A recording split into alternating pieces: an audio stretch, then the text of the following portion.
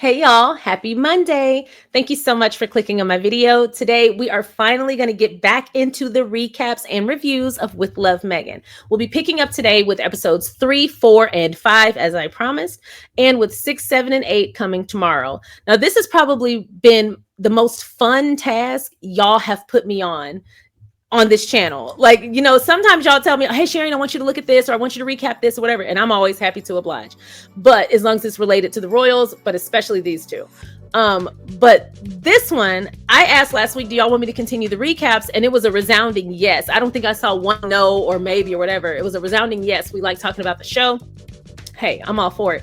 But this has been the most fun task y'all have put me on. So thank you. I also have to say, before we get into the recaps, I have to say this. Episode 3 almost broke me. If I didn't absolutely adore her, and if I didn't absolutely enjoy Chef Roy Choi, I might not have been able to continue watching episode 3, and here's why. As you all know, I am on a health journey right now. I'm trying to improve my health, lose weight, all the things. And I just transitioned back into my eating plan, which will culminate in me becoming fully keto by Wednesday. So we're taking things away every day until I'm fully keto. Today was day 1. And then I had to watch the Korean fried chicken episode. I almost ate my TV. And it might sound funny, it might sound like a joke, but I need you to look at my face. Your girl was almost out of here. The only thing that stopped me was the static hit my lip. Now, the radio waves was just a little extra seasoning on the side. All good. Tomatoes on the vine. She got tomatoes on the vine. I got static on the screen. And I wanted a bite. But I said, you know what? Not only would it not taste good, but they might commit you, girl, and you wouldn't get to finish your recap. So that was really the saving grace. But genuinely, do you know how hard it was looking at the Korean fried chicken and then hearing the crunch when they did it? I was breaking down. I really need y'all to know that this was a labor of love to watch this episode, because if I had just had one piece of chicken to just get me through it, I would have been fine. But I started my eating plan today. So I was really crumbling inside. Not crumbling as those crispy chicken skin was sounding. Not that crumbling, but I was crumbling on the inside because I really wanted a bite of that chicken. Now, most of y'all know I had surgery, my last oral surgery, on the left side or on the right side of my mouth. And my teeth are stronger than ever. I do feel like I would have been successful with biting that TV. I was like, I want that chicken. I had a moment where I almost cracked, and I almost texted my husband and was like, hey, can you send me some Williams when you come home? Can you bring me some Williams or some Churches or something? And I'm gonna put a little glaze on it. I almost broke, but I didn't. But also, I watched these episodes on Patreon and I react and review. And now I don't watch the whole episode because I want people to go to Netflix and watch it and give it a stream. But what I do is I record myself watching, and then I share the high moments and give my commentary. So any moments where I'm laughing or I have more to add or I want to ask a question or whatever. And so it's kind of a live watch, reaction, and review over on Patreon. And there's a moment where I observed myself get triggered for the first time. And it was because of the chicken. Now, let me be real. I have actually never seen myself triggered. Most of us haven't, because you never have a camera in your face when something triggers you. And I don't get triggered often. But I actually saw the look in my eye when I realized that I was about to break.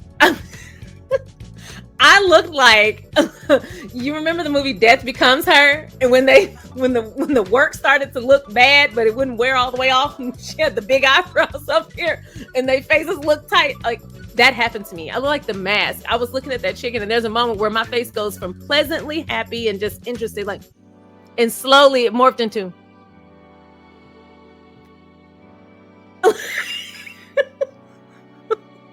so I almost cut it out of the final cut of the video, which y'all will be getting Wednesday. But y'all know I give Patreon everything, and I don't like withholding, because Patreon members, it's a very small group, so we trust each other. I share a little bit more over on Patreon, but also it's a paid platform, so I feel unfair when I cut things out that I think might make somebody laugh or enjoy, or they might get a word from it.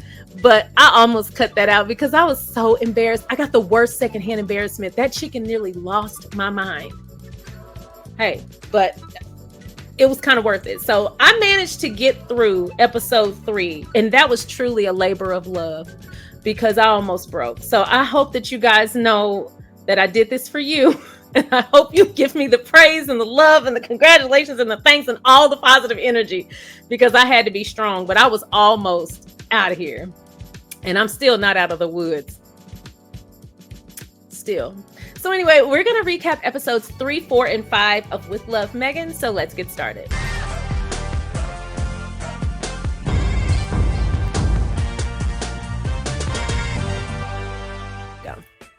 Once again, thank you so much for clicking on my video. If you haven't already, please don't forget to go ahead and like this video by hitting the like button. It's the thumbs up.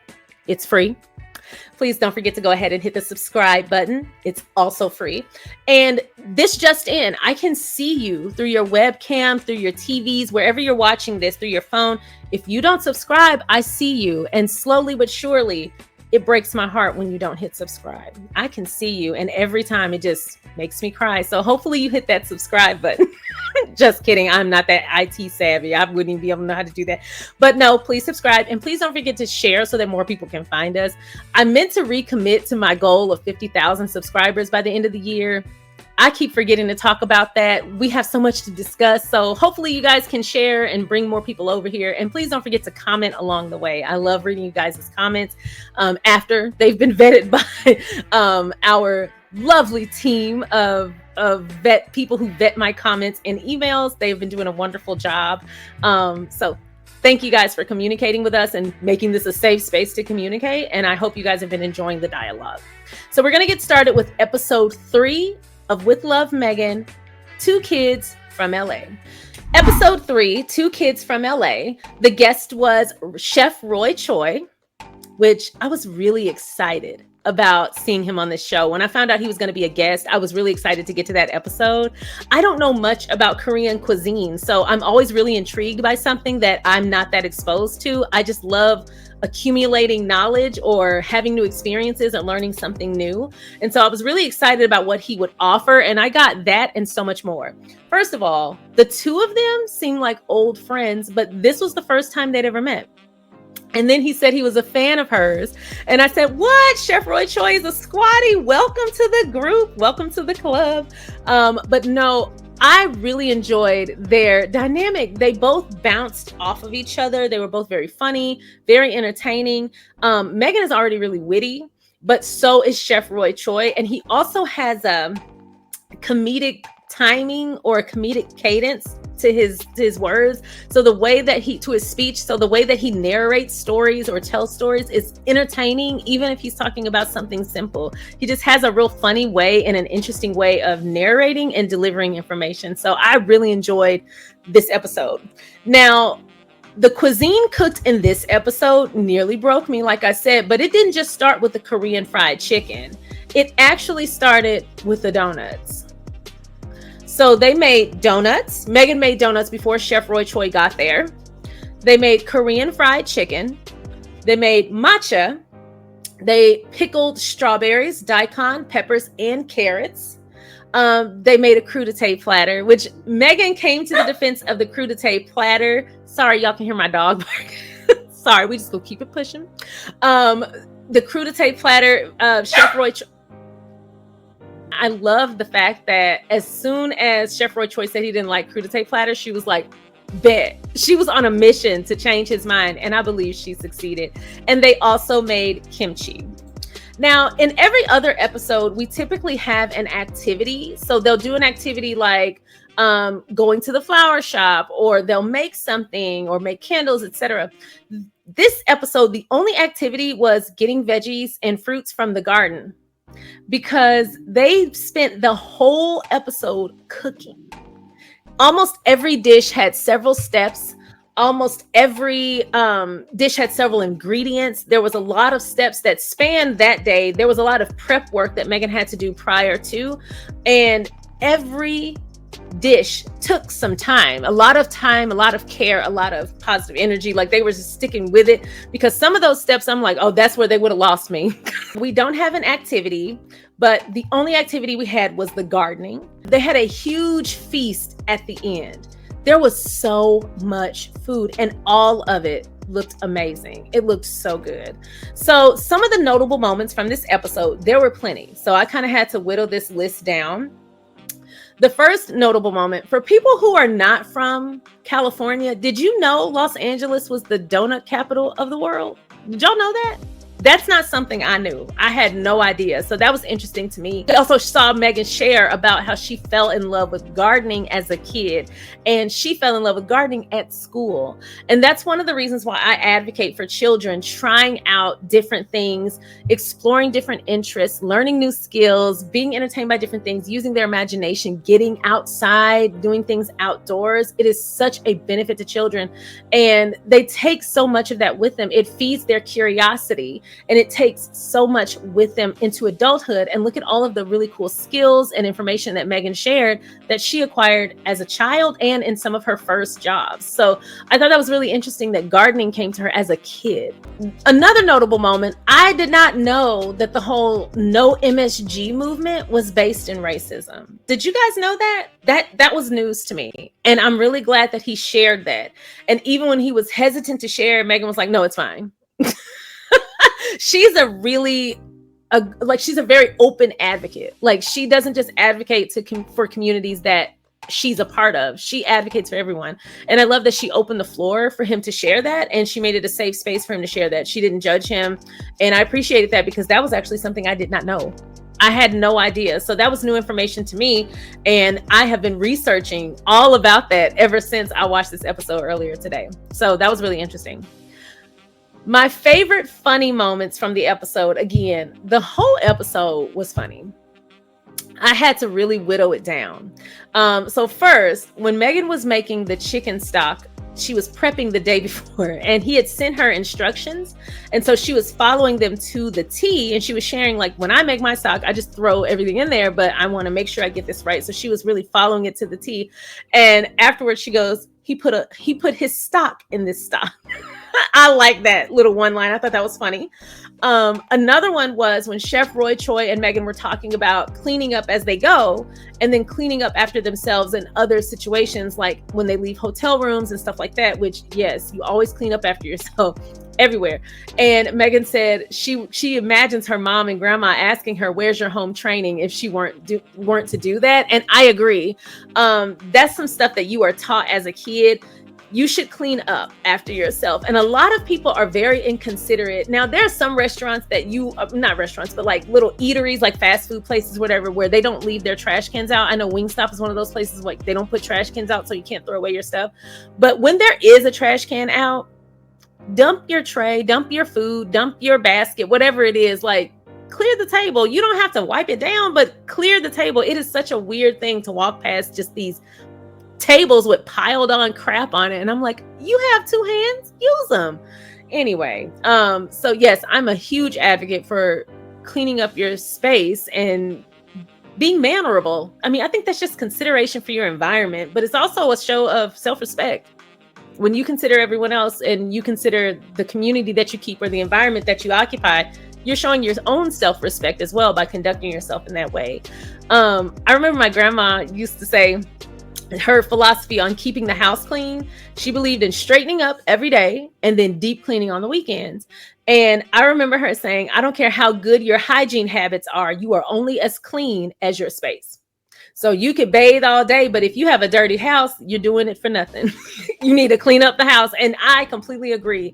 You need to not only clean up your space, but use good hygiene and always wash your legs with soap. I didn't realize people were debating that. Wash your legs, wash your body with the right products. So anyway, let's continue.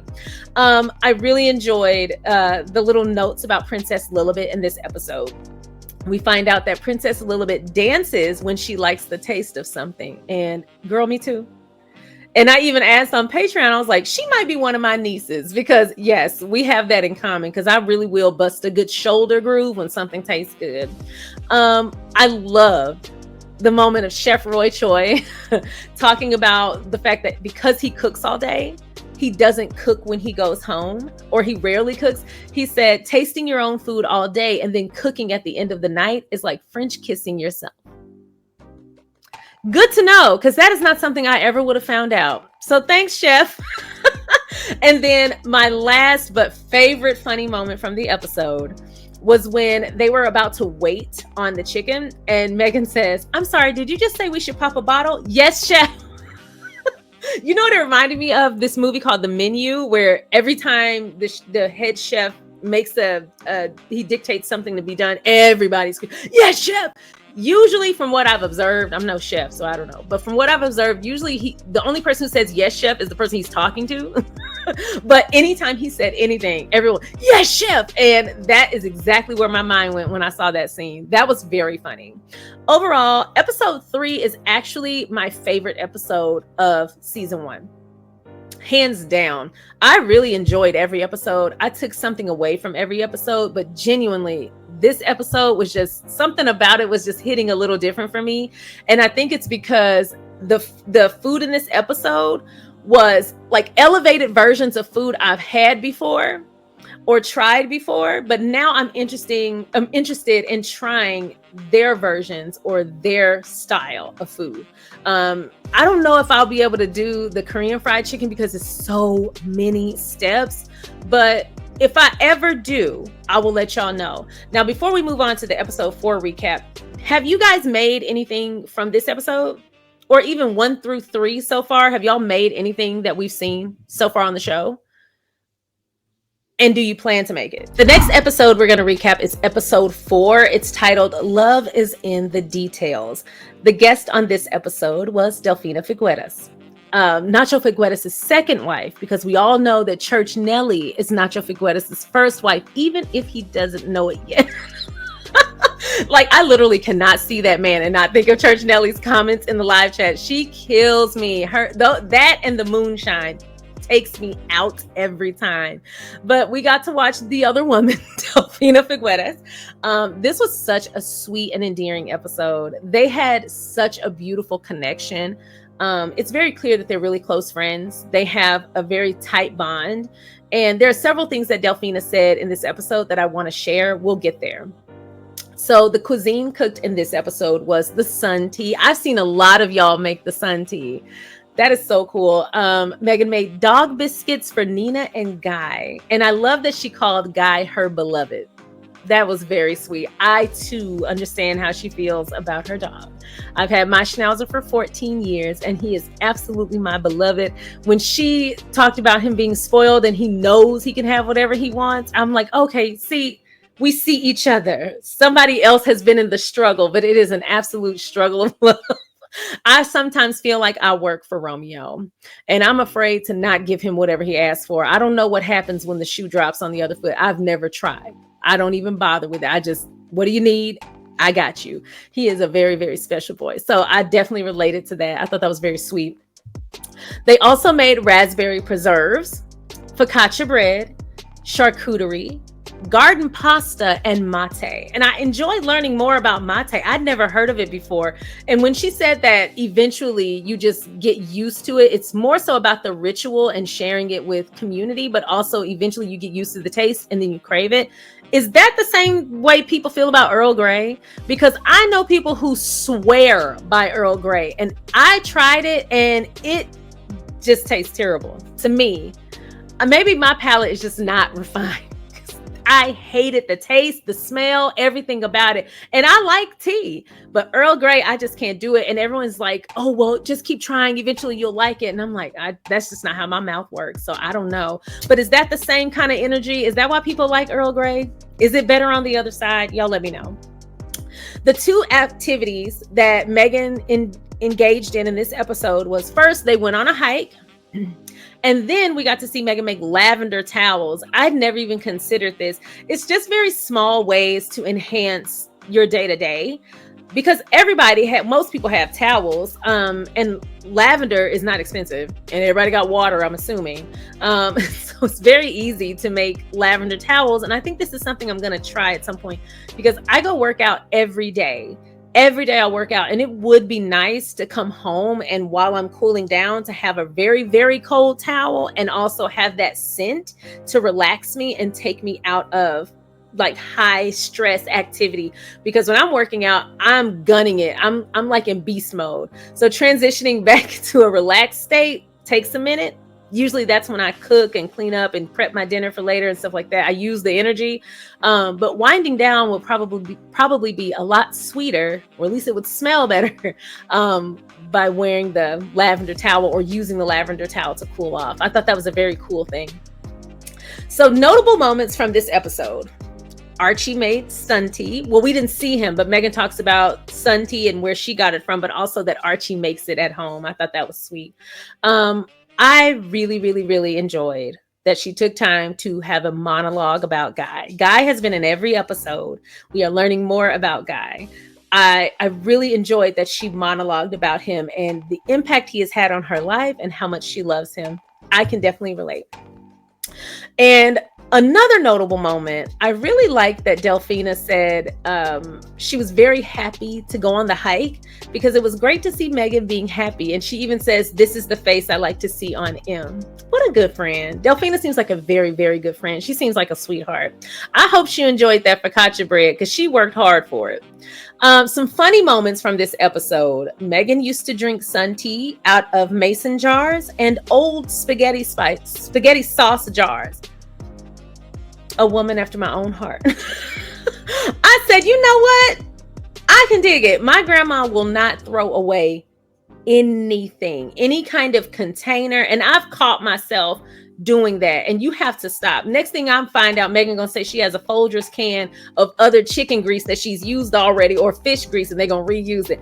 If she says that, I honestly would not be shocked at this point, because a number of things she's let us in on, I've been like, well, okay then. All right, we got more in common, not realize. But no, my grandma will not throw away any kind of container. Any kind. She keeps them all, and they're all stacked up. And sometimes every blue moon, it'll come in handy, and we won't hear the end of it until the next decade when another one come in handy. Because she'll ride that wave for a while. All of her cabinets used to be so filled with containers, and not just mason jars and spaghetti, because at least that's glass. That's something that can really preserve stuff. But she would keep the I can't believe it's not butter and the big butter buckets. When the butter was out of it, she would keep those for things. And my other grandma, my grandmama T, she used to keep all of her sewing stuff in that little blue tin with the assorted cookies. And I don't know that I've ever opened one of those tins and actually saw cookies. Ever. Only for me to become an adult and find out that is a very universal experience. And I'm like, who told our grandmas to do that? Come on now. So that was a very funny moment. I love that she shared that. Another funny moment was, quote, preserving nerd. Meghan said that hearing the pop of the lid when the preserves are finished cooling in the jar, that's something she really looks forward to and she really enjoys. She called herself a preserve nerd. That's nothing wrong with that. That's life's little joys. That's not a problem, but I thought that was funny. And then the funniest part of the episode for me, Miss Poola is me made over. If I became a dog, I would be Poola. Because what do you mean you have food on a blanket and I'm not welcome? I'm going to get a bite. I'm leaving with something. So Miss Poola trying to eat that food, and like genuinely, why do dogs show out when you have company or a camera? Even in the Patreon recording, when I was rewatching for Patreon, my Schnauzer, my younger one, she is 9 to 10. I think she's 10 months. She's a young puppy, and she's a girl. She's a Schnauzer. She's all black. She's so cute. Y'all seen her, but she has a great deal more energy than my male Schnauzer, Romeo. He's 14, and all day she been asleep. But for some reason, when I started recording and talking and watching, doing things on camera, she needed to play fetch real bad. She wanted me to throw the toy. Then she also wanted to take the toy from me and somehow wanted me to still throw it, but not bring it back to me.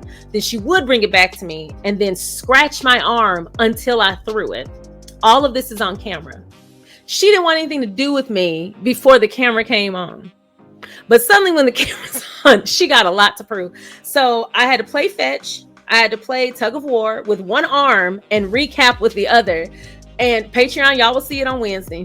This is quite an interesting video y'all have coming your way. You will get to know me in ways that you did not know me before. My dogs are really bullies, but she took it from me. She was fighting me. She bit my hand. Then she made herself get in my lap and just watch the show with me. But she didn't want to just sit here. When she was small, this is where she used to sit. Y'all used to see her. She wanted to stand here and put her arms here. So I had to watch like it was. So this episode was very relatable to me. Why do dogs always want to show their ass when there's people watching? Because several times Meghan was like, no, Poola, no. And she was just like, listen, you know I'm going to get the food. I know I'm going to get the food. Stop the theatrics. Hand me a plate. Like at some point, Poola was just like, girl, this could be easy. You're making it hard. Give me a plate. So Miss Poola had me laughing at the end of the episode. I actually really loved this episode's color scale. It was very muted. It was very brown and beige and earth tone. I really enjoyed it because some of the other episodes are very bright, like the Korean fried chicken episodes is very bright, colorful. There's a lot of texture. And this one it looked like a Ralph Lauren ad or commercial. It was very muted and very cozy. It felt like autumn. This episode felt like autumn. It was something about it. And then the next one, episode 5, we'll get there. Light, bright, summery. I love that they keep the consistency because the music, the lighting, everything, the food choices, the activity choices, they all have the same vibe or energy. It's just so consistent throughout. So this is a really good episode. I really, really, really want to try that garden pasta. That looked so good. That looked so good. I'm not even lying to you. I really want to try that. I like pasta. I have to wait until after May, but I'm going to try all the pasta dishes after May.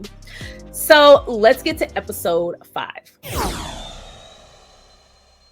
I just wanted to take a super short break to say, if you have not already, please don't forget to go ahead and like this video, subscribe to the channel, and if you are interested, feel free to participate in the live chat going on now, or feel free to leave a comment if you do not wish to engage in the live chat. Once again, I know I do this all the time. I'm enjoying a channel, I'm enjoying the video, I'm just having a great time, and I completely forget to hit subscribe. So please don't forget to hit subscribe. Don't forget to comment if you wish, and please don't forget to hit that thumbs up button so that the algorithm on YouTube knows that you like my content. Now, let's get back to the show. So, episode 5, Surprise and Delight. The guests on this episode were Abigail Spencer and Kelly Zaffin. I love them both, so it was nice to see them both on this episode together. They all have such a good energy about them, and they really are 3 peas in a pod. I'm glad they did the episode together because it was very fun and energetic, but also there were a lot of funny moments. So the cuisine cooked in this episode: floral ice cubes. I will be doing that now because that was so pretty. Mimosas, salt baked branzino, crudité, lemon vinaigrette, salad, and roasted tomatoes on the vine. And then there was a parfait as well. That looked so good. I am definitely going to be salt baking something. That looked good, and you could tell by the looks on their faces that it was delicious. But that's such a simple way to go about it. I never would have thought to cook fish that way. That's the first time I've ever seen that. So that was already interesting, but it's a very simple way. I also love how easy it is to debone it. That's usually my issue with cooking a whole fish, is the deboning. Also, I hate to put my Aunt Faye on blast, but one of the reasons why I cannot, well, up until now I can, but up until now I could not eat a whole fish because I accidentally walked into a garage when I wasn't supposed to at my cousin Rhonda's house. And her mom, my Aunt Faye, she was in the garage cleaning fish, and I was 5. Some things, when you see them for the first time, you have to be eased into them.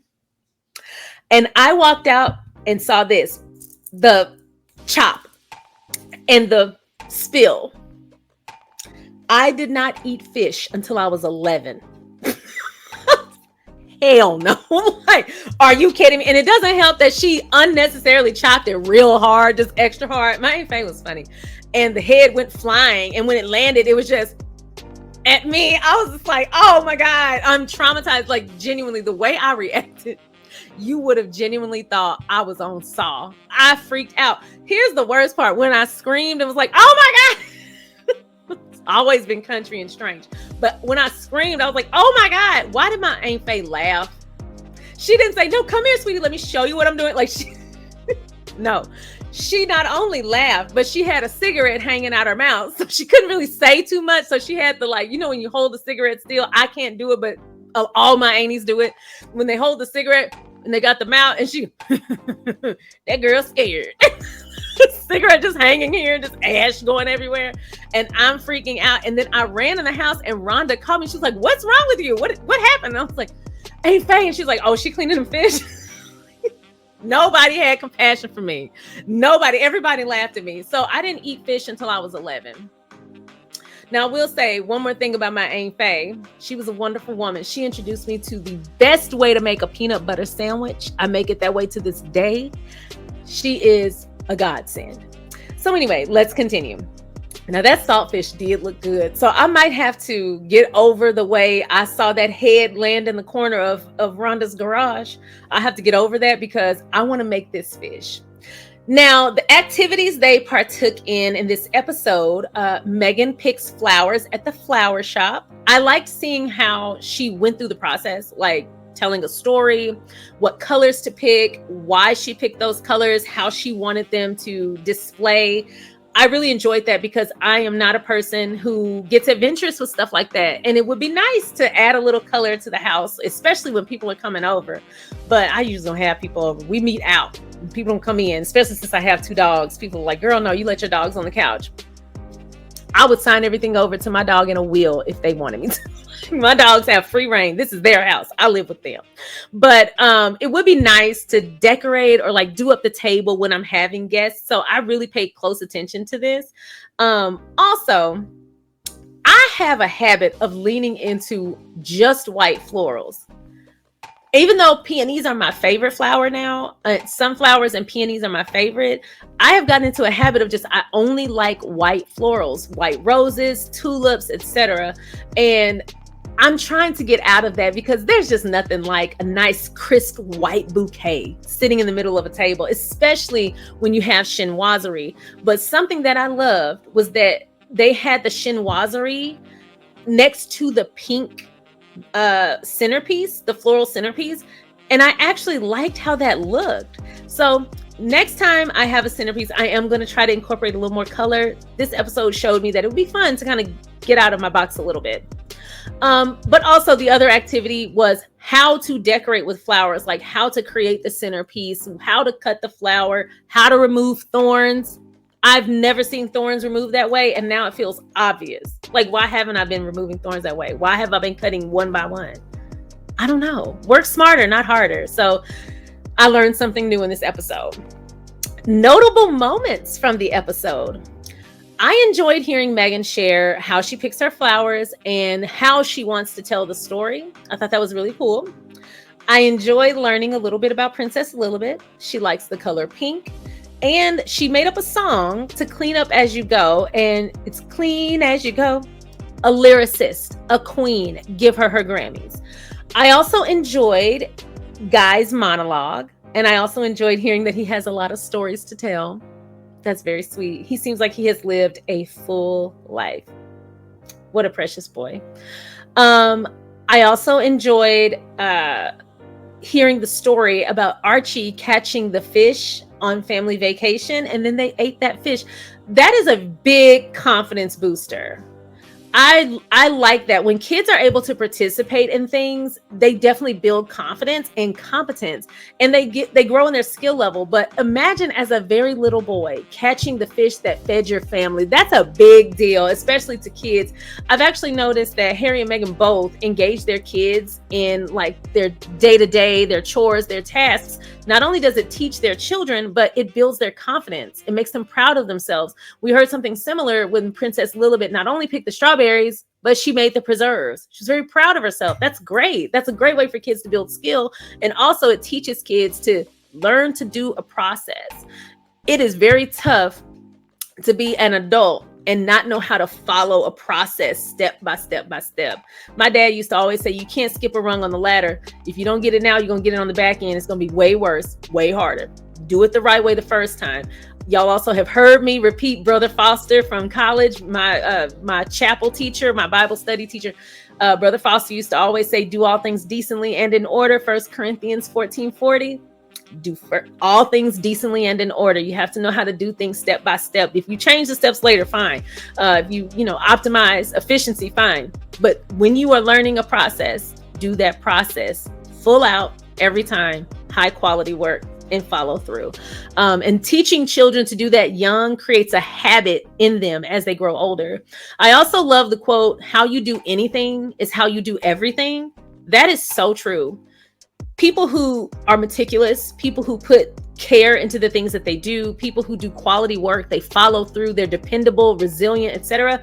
Those qualities don't just apply to whatever's in front of them.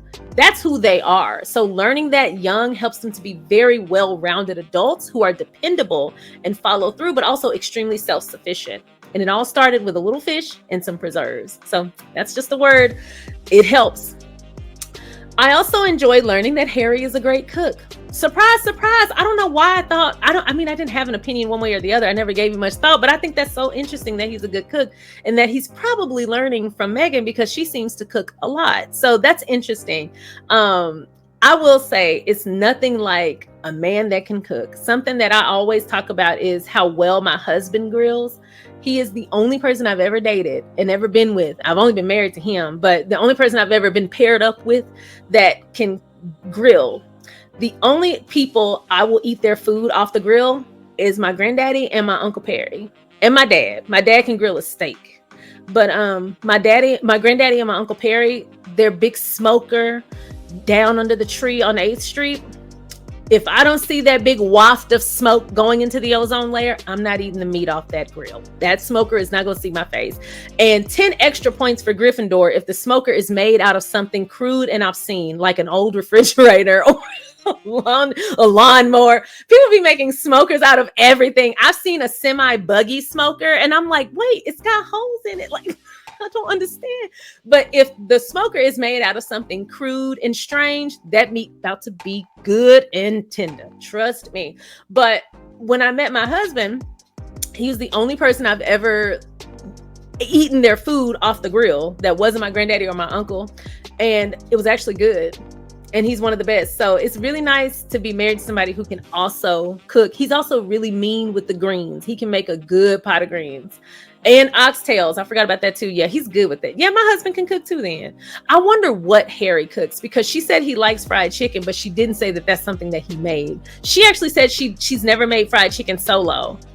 I went through a period of my life where every Tuesday was fried chicken Tuesday. Fried chicken is actually one of the best dishes that I can make. I've never actually tasted anyone's fried chicken that was better than mine. And that's saying something because my grandmamas can both throw down and so can my mama. But my fried chicken is the best. I have never eaten chicken that was better than mine, which is probably why I was so triggered by that Korean fried chicken because I might be beat. Chef Roy Troy might actually have me beat. I'll let y'all know. What else? So Meghan shared how cooking with the kids is fun because it creates core memories. And that's actually a thread that I'm seeing throughout every episode of her being very intentional about the core memories that she's making with the kids. But you also hear how impactful core memories she made with her parents have actually been because she references them a lot. So I love that she's being intentional and passing that down. I enjoyed Abigail sharing how Meghan was her only consultant in her floral company at the beginning. That's a very cool thing to say, like to say that you were inspired by your friend and you've built a whole business out of it. Now, I wish they had name dropped the floral company. I'm going to have to do my Googles and do my research and find out the name of the floral company and see what they do and where they operate and all that. I'm really interested. I wish we had gotten the name and maybe they did share it and I just didn't hear it. I told you I was in the middle of a mean game of tug of war with one hand. It's possible I missed some things.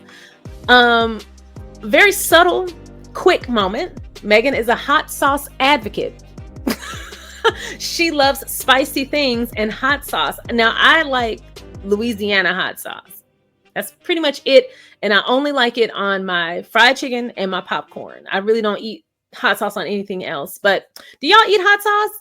That's not something I see a lot of people eat anymore. I mean, I feel like in the 90s, every table at every restaurant I went to, or every little eatery I went to, every hole in the wall, there was a bottle of hot sauce on the table. And now you really don't see it. I mean, I'm gonna have to get like Beyonce and just keep it in my purse. But at some point, we all made a shift. So it's great to see that Meghan is still keeping the hot sauce hopes alive. And lastly, I already mentioned this, but they made those delicious fruit parfaits, because I could tell by the looks on their faces, and everybody's eyes rolled back in their head. I said, oh, them some good parfaits. But I loved hearing that the preserves used in those parfaits and the strawberries were picked and created by Princess Lilibet. She has actually had a hand in every episode so far. I've noticed that like she's either had a story told about her or she's participated in some way. And I actually like that even though the kids aren't included on the show, I really like that they're included in small ways, like their contributions are seen. That's very sweet. The spirit of family and friends is definitely present in the show. The funniest moments, because there were a lot, so I had to again whittle it down. But the first funny moment started at the very beginning of the episode when Meghan said, Kelly's a great cook. Abby has other strengths. Everybody ain't able. That's okay. She was trying her best. Did y'all see when they were about to salt the fish and she brought her salt? She went and got that little thing of sauce. Oh no. Only for Meghan to come out of that pantry with all that salt. Because if you don't know what the process is, that looks egregious. Like if you genuinely have never seen anyone salt a fish, I'd never seen it. When she came out, I thought she was joking. I thought it was like a joke because Abby had such a small thing. I thought the joke was, look at all the salt we're going to use. Just kidding. No, they did use all that salt. All of it. So that was a funny moment. There was a quick moment that I have to point out. When Meghan was at the flower shop, she's walking up to the register with the associate there, the guy. But as they're turning to come to the register, there's this woman in the background and she's passing behind them and she is starstruck. Like she walks by and she's like, and all I could think was same, because I would do the same thing. I would try to be subtle, but I would do the same thing. And the first thing out of my mouth, should Meghan say, hey, Sharion, how you doing? I would say, do you have a bite of that chicken left? Even a bone? What you got? She would probably be like, girl, no, that chicken is a year old. And I would just be like this. You ain't said nothing but a word. But no, that woman was so starstruck. I thought that was so funny. Another very funny moment. The lazy Susan. Meghan says, I have a lazy Susan at home. There's nothing lazy about that Susan. No, because our lazy Susan gets used a lot. I like I like lazy Susans under the cabinets and under the counters and in the cabinets. It's just so helpful when you have like seasonings and stuff. You just kind of rotate. I love lazy Susans. Another funny moment. When Meghan was pulling the fillet off the fish, she pulls the first fillet and then she pulls the bones and they come out completely whole, like all put together, which I did not know you could debone like that. And I will be deboning that way moving forward. But she pulls the bones up and she goes, it's like Fred Flintstone. Yabba dabba doo. Ma'am. She is very unserious. And then lastly, I enjoyed the story that she told at the table about Princess Lilibet's Stella Alfresco doll. I have to look that doll up because I have to see her with her little bread. I have to see that. That was very funny. So that's the end of my recap for episode 5. Tomorrow we will be rewatching. I'll be rewatching 6, 7, and 8. 8 is the season 1 finale. But I'll be recapping here on YouTube those episodes, and then Wednesday, Patreon, y'all will see all of my live reaction and reviews to the high moments and the funny moments from each episode. So I have to ask y'all, what was in any of these episodes that we've discussed, 3, 4, or 5, what was a dish that stood out to you? Have you had any of these yet? Have you made them yet? Are you going to make them? Are you going to try to find a restaurant that serves any of these? Take a little shortcut. Y'all let me know. Again, that Korean fried chicken almost had me beat. I got to be honest. If I ever come back to LA, which I will, the city has been calling me. I have talked about this a little bit. Los Angeles has been beckoning me to come. And it doesn't help that the last time I mentioned that, every squatty who watches my channel who's in LA was like, Come on. And I was like, don't tempt me. I'll be there because I enjoy Los Angeles. Every time we come to California in general, we enjoy, like, even when we went to San Diego, we had a really good time. When we went to Malibu, like, we enjoy California every single time we go. And we vacationed in some beautiful places. We went to Germany, we went to the Bahamas, we went to Hawaii, and California is still at the top of some of the most fun vacation memories that I've had, especially bubblegum shrimp. That's always going to be a win for me. But anyway, y'all didn't ask for all this. So y'all let me know what was one dish or two or however many that you are going to make. Are you going to have a little shortcut and go to a restaurant and get any of these and let me know? And have you taken any of the little activities or the little tips or tricks? Have you guys done any of them? I don't know if you follow Meghan on Instagram, but follow Meghan on Instagram right there. It's at Meghan. Very easy to find her. Follow her on at Meghan. She's sharing some of you guys' posts about trying stuff out. She's sharing it on her Instagram stories. So you might see yourself. So if you do try any of these, tag her and tag me too, because I want to see it. But tag her in case she goes on another spree. You might be included. And that would be very, very cool if I saw some people from our little community on Meghan's Instagram. That would be very cool. I'm not going to try anything and tag her because I don't think I'll be good at it. And I don't want that to be my first introduction to her. It's like messing up something that she did. I don't want that. So, but y'all can do it because I'm sure you're a lot more competent at some of these things. So I'm interested in seeing you guys end up on her Instagram if you've been trying some of this stuff. So don't forget to tag her on Instagram at Meghan. It's very simple. So that's all I have for y'all. This was a very fun task. I love that y'all assigned me recapping this show. This is my favorite recap I've done. Surprise, surprise. And that's saying something, because for those of you who've been here from the beginning, you know that my favorite book of all time to recap is Spare.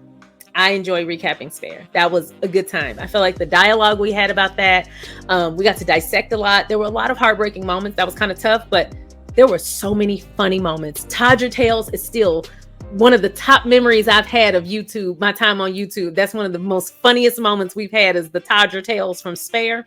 So Spare is still my favorite book to recap, but my favorite recap experience is absolutely, without a doubt, with Love, Meghan. And that's saying something, because in the beginning, I recapped anything that had to do with them for my royal reviews, whether it was a movie, a documentary, a book, whatever, a news segment, whatever. And part of that was the Lifetime movies. And that first Lifetime movie, Harry and Meghan, A Royal Romance or something, that very first one, those recaps, we were showing out. We were showing out, and you know why? Everybody had a crush. Everybody was showing out. Those comments, I said, oh my. Y'all were showing out, but I had a good time doing that recap. That was a very funny movie, and it wasn't supposed to be. And at the time that movie came out, we didn't have Harry and Meghan the docuseries, nor did we have Spare. So we didn't know the exact details of some of the things they were depicting, and they didn't either. They were just filling in some of the facts with just fluff. And I just recently went back and watched that movie, maybe in November, after having the knowledge from Spare and after having the knowledge from the interviews and Harry and Meghan the docuseries.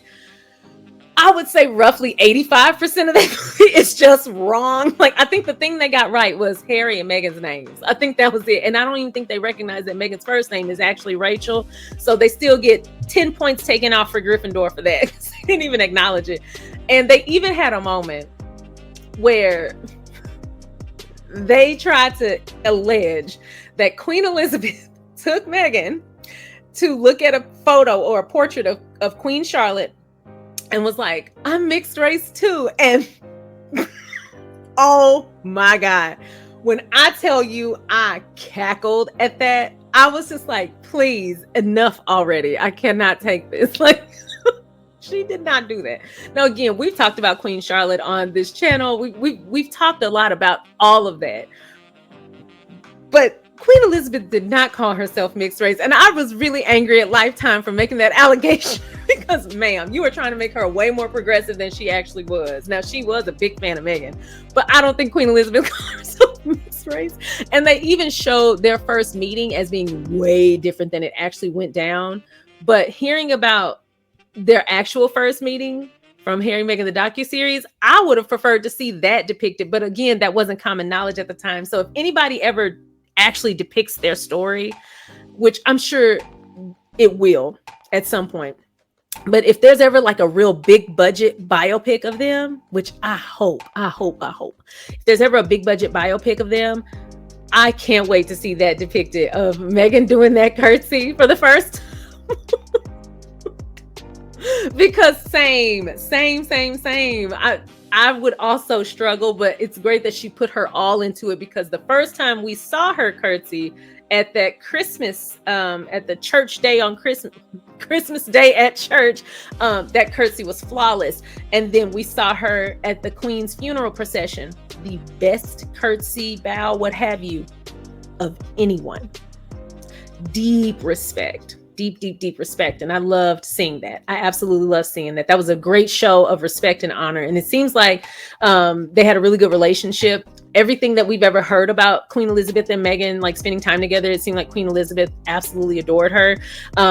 She also gave her, now Queen Elizabeth didn't compliment people just willy-nilly. She gave her a compliment several times, saying that tiaras suit her. Queen Elizabeth also picked or helped Meghan pick the tiara that she eventually chose. They agreed on it because also Queen Elizabeth liked that one on her as well. And they picked a great one. You can see that here. And then of course, when we saw their first engagement solo, they looked like two peas in a pod. They absolutely did. And so I don't doubt that they had a really good relationship at all. I mean, that was pretty obvious. But she never called herself mixed race. So anyway, that Lifetime movie was my favorite recap up until now, recapping With Love, Meghan, because we laughed the whole time. Also, I'm going to get away from this. We're going to come back to With Love. But when we recap that movie, my recap is available in Royal Reviews. So feel free to go check it out. But all I remember from that movie was they had the two leads. The movie is about the two leads. Why did they have them having sex the whole movie? I was like, my goodness. I think what happened was the actual actors had a lot of chemistry and they just took advantage of that, because they did have a lot of chemistry. I was like, they might actually go together after this. But every other scene was like, they would be like, Harry went to a party and then Meghan went to film a scene with Suits and then they saw each other. Like every scene. Then they went to dinner. Then they went to Africa. It was such an inappropriate movie, but it was tastefully done. But it was just like, we get it. Like, like they were really enjoying themselves making that movie. I said, wow. Anyway, so that before With Love, Meghan, before this moment, that movie was my favorite recap I've ever done, because I've never laughed that long and that hard at anything. When I was doing that recap, I had to actually stop several times because I kept laughing. My face was so red. I was like getting secondhand embarrassment because every other scene I was like, they was doing it again.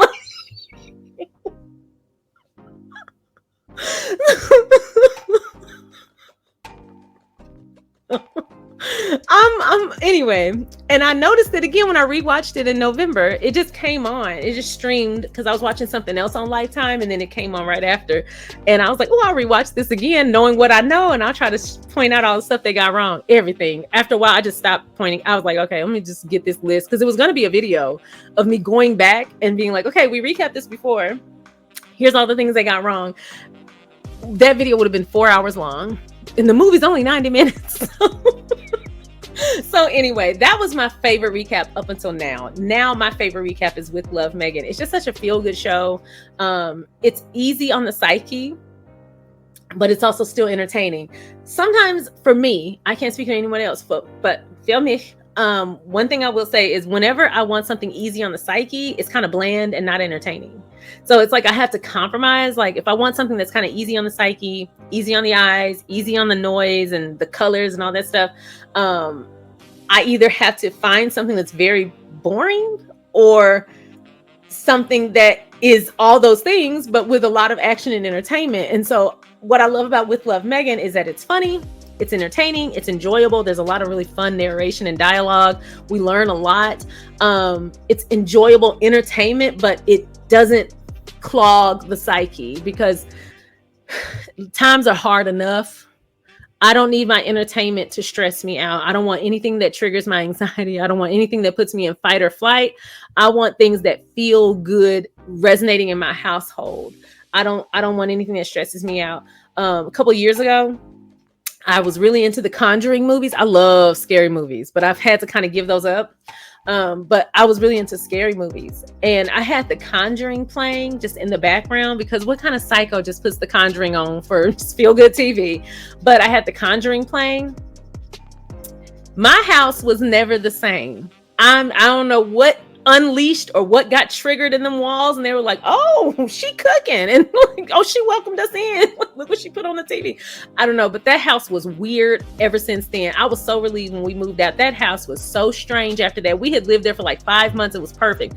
I left the Conjuring on just playing, and I was just doing stuff around the house, cleaning up and whatnot. And the whole movie played through, and that house had such a weird energy after that. And not only that, but even my husband felt it too. We were just dating then. We were shacking up. But at the time, he also mentioned it. He was like, it just feels strange in here. And I was like, yeah, it feels heavy. It's just like a lot of heaviness in here. I don't know what that movie unlocked, but I don't watch that movie at home anymore. I won't watch scary movies at home anymore after that experience. I don't know what it was. It was probably all mental. I don't care. I don't want to be triggered. So being very, very specific and being very intentional about what sounds and visuals resonate into my environment, that's intentional. Because if anything gonna be unlocked, let it be abundance and peace. Let it be the Conjuring. Goodness gracious. What Bathsheba, she had me stressed. Do you hear me? But anyway, those are some good movies too. Anyway, the show With Love Meghan, it's enjoyable, it's entertaining, it's peaceful, and I do want to touch on something. I keep seeing the idea or the narrative that it's not relatable, and I actually decided, my immediate reaction was to defend. Y'all heard my podcast episode from this weekend. Got a little mad. But my first instinct is to defend. I hate for people to try to take the wind out of other people's sails, especially people who aren't bothering nobody, and especially people who only intend good for others. Y'all know how I get. But one thing I will say is I did take a step back and say, okay, but wait, do they have a point? Do they have a point? What are other shows that you watch that you can relate to? And is this show specifically different? More unrelatable? So I went back to the drawing board. I watched Modern Family. I watched The Vince Staples Show. I watched Atlanta on FX. I watched Insecure over and over. I watched Rap Shit over and over. It's one of my favorite shows. Please bring it back, HBO Max. I promise I'll be good. Just please bring it back. I watched Game of Thrones. I watched the McGee's on Netflix. They do like the design, like Dream Home Makeover or something. I watched them. I watched Property Brothers, Top Chef, The Menu, the movie is one of my favorites. So I kind of watch a lot of different stuff. Sanford and Son, Golden Girls, Martin.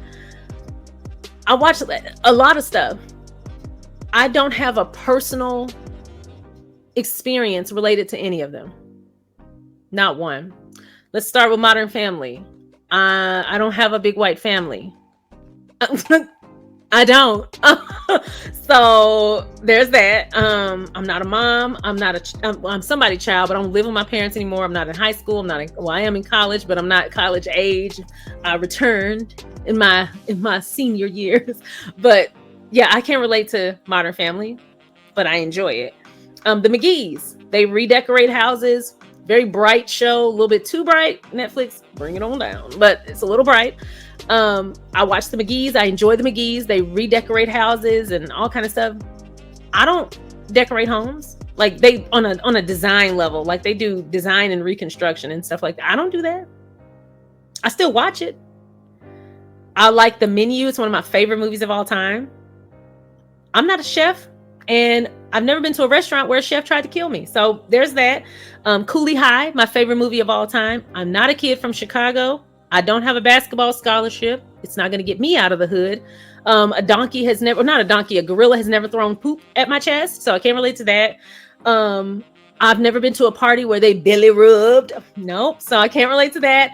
Never shot dice in the back of a diner. And I've never gone to the restroom and met anyone who said, I need to go to the washroom. So like that woman did. That woman's voice was so deep. Everybody who's ever seen Coolie High, that moment is still such a jump scare for me. I need to go to the washroom. So I don't have that experience. Now, I will say Coolie High put me onto Walter Benton. He's a poet. Preach, recited his line, Pygmalion, I think, Pygmalion or God, the poem. So that's where I heard that for the first time. But other than that, no, I can't relate to it. So you kind of get the point that I'm making here. Even reality shows. I like Jersey Shore. I am toxic. I will watch Jersey Shore if nothing else is on. I love Snooki and her little pickles. But I'm not a Guido or a Guidette. I've never been to New Jersey or the East Coast, the Northeast at all. I've never been up there that I can remember. I've never lived in a house with strangers. I've never fought Ron. Never got beat up by Jenny. Like, so you see where I'm going with this? You see where I'm going? Not one piece of content or program that I consume relates to my personal life. And that's probably why I consume it, because why the hell would I want to watch my own life? I'm living it. Take me somewhere different. Entertain me. Let's be real. Entertainment is to entertain you, not to relate to you. Now, it's great when some of the things that you are entertained by actually relate to you, but that is not common. Just like I said, I watched The Conjuring. It's one of my favorite movie series of all time. I hate that I can't watch it anymore because I'm scary, but The Conjuring, I've never lived in no haunted house that I know of. So I've never met Ed and Lorraine Warren. So I want to bring it back to the point here. The expectations on this show are ridiculous. I don't want it to be relatable. I want it to be entertaining. I want it to be thoughtful. I want it to be honest or authentic. I want it to be what it promised to be, which is a show about a very happy person inviting her very happy friends and affiliates to make the ordinary extraordinary by using simple, cheap, cost-effective, but everyday things. And you just change your world little bit by little bit. You just bring a little bit of joy to your world. I'm entertained by it because it's entertaining. I don't have to go home to a mansion in Montecito to enjoy flower sprinkles. I mean, I don't. And most of the guests who are on the show aren't from Montecito either. So, like Mindy is, but or don't live there now. Mindy lives there, but no one else. I'm not a chef. I watch Top Chef, and I'm quick to be like, yes, chef, whenever he says anything on the menu. I just like joining in the chorus, but I'm not a chef. You don't have to relate to everything to be entertained by it. Are you entertained? Yes or no? The expectations put on this show, they're not even bad. They're just funny because people are jumping through hoops to find something unrelatable about it. I watched past tense, this TikToker. I adored past tense him. He is a huge LGBTQIA rights advocate. He has a really great book about it, and he does recaps that are hilarious. But I don't mind him being silly and funny and finding things that are funny about the show. That's what he does. That's his whole shtick. But it went from, in other recaps, he's been funny and silly, but never cruel. And he did a recap of Meghan's show with Love Meghan, and he was actually an asshole. And I was like, well, we're at the end of the road. Okay. I'm already entertained. Your best work is behind you anyway. So But seeing that and seeing some of the other things that we talked about in the podcast on Friday, seeing those things just made me enjoy the show more, because the more people hate, the more people spread negativity, the more people try to manipulate the way people see Meghan or just her content or anything related to her, the more they flood the atmosphere with their negativity based on their own bias, racism, misogyny, etc., the more we recognize how needed this show is bringing joy to people.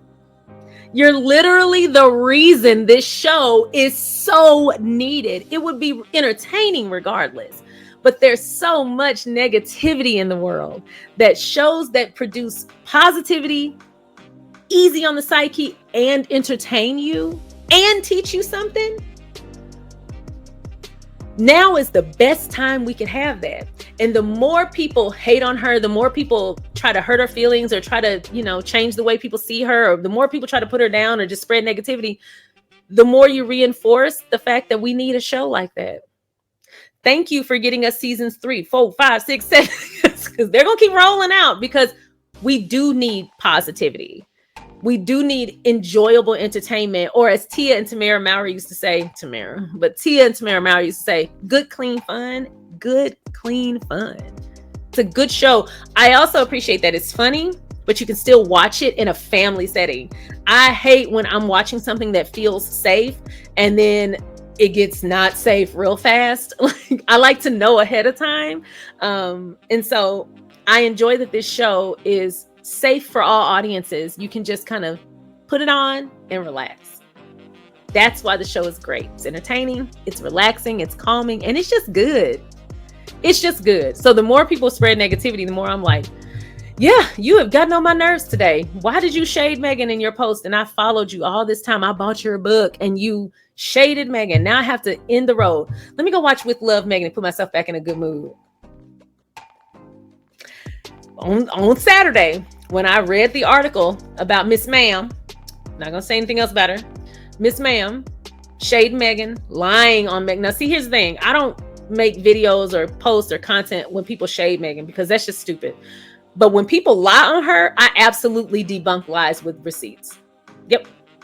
People are on the fence about that. Don't bring attention to it, blah, blah, blah. First of all, the streamer's not available in the US where I am, and the majority of my audience is. But the people who watch me are going to be, and they were, I kept getting that response.